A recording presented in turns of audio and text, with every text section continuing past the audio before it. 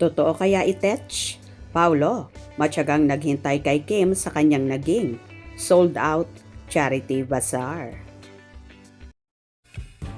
I'm overheated, can hardly sleep at night, doing crazy dreaming. You're the reason why. Hiding by the baby. Tuwang-tuwa ang mga fanay na nakakuha at nakabili ng mga pre-love items ni Kim Chiu kung saan naging successful nga ang naging closet bazaar na ginanap sa Quezon City na dapat ay 5 araw tatagal ang nasabing bazaar. Pero dahil sa dami ng tao at haba ng pila na pumunta doon ay inabot lang ng halos 1.5 araw lang dahil bawat isa ay nais makabili ng damit at gamit ni Chinita Princess kung saan kahit nga ang GCash online payment ay sumuko at di kinaya ang dagsang tao na nagbabayad. Sa mundo ng showbiz, madalas tayong nasisilaw sa kislap ng mga kamera, sa ingay ng mga sigawan at sa mga grand gesture na sadyang ginagawa para pag-usapan. Pero minsan ang pinakamatamis na kwento ng pag-ibig ay nangyayari hindi sa harap ng entablado kundi sa mga tahimik na sulok kung saan walang nakatingin o sa kasong ito sa isang madilim na parking lot habang naghihintay ang isang lalaki sa kanyang prinsesa. Nitong nakaraang linggo muling pinatunayan ng tambalang Kim Chiu at Paolo Abilino na ang kanilang ugnayan ay hindi pa sa basta love team na binuo ng management. Ito ay isang connection na kaugat sa respeto, suporta at isa tinatawag ng Gen Z na acts of service. Ang sentro ng usapan, ang matagumpay na Kim Chiu Closet Bazaar na dinagsa ng libo-libong fans. Pero habang busy ang lahat sa pagbili ng mga damit ni Kimi, isang kwento sa likod ng mga eksena ang pumukaw sa atensyon ng sambayanan, ang tahimik na paghihintay at pagsuporta ni Paolo Abilino. Bago natin himayin ang kilig moments, bigyan muna natin ng pansin ang dahilan kung bakit ito nangyari. Kilala si Kim Chiu hindi lang sa kanyang galing sa pag-arte at pagsayaw, kundi pati na rin sa kanyang busilak na puso.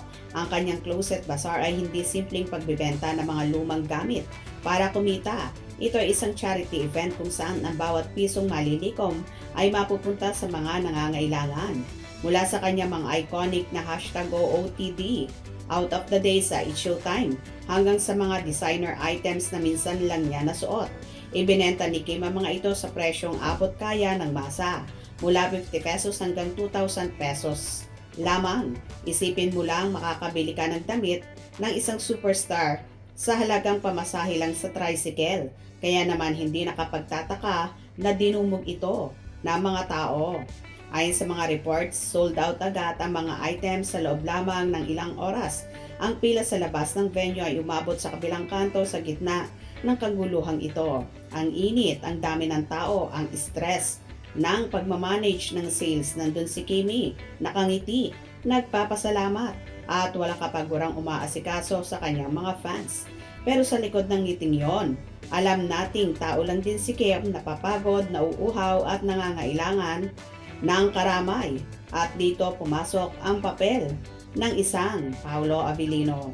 Ayon sa mga source at sa kumakalat na vlog reports, isang pamilyar na sasakyan ang namataan sa parking area ng venue. Hindi ito nakabarada sa VIP entrance para magpapansin. Nakapwesto ito isang discreet na lugar, tila umiiwas sa atensyon ng media.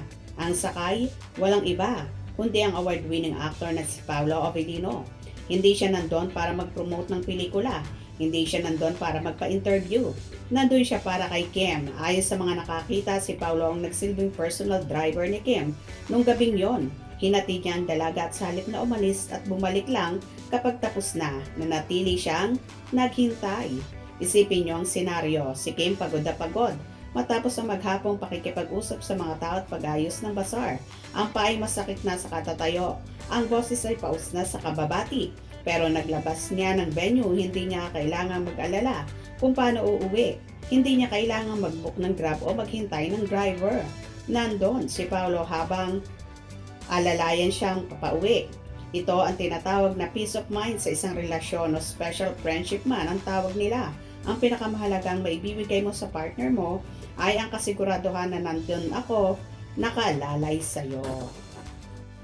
Well, kilala naman natin talaga si Paulo na pagdating kay Chinita Princess ay hinding-hindi nito pababayaan, kaya for sure na talagang hinatid sundo niya ang dalaga para alam niyang safe ang kanyang prinsesa.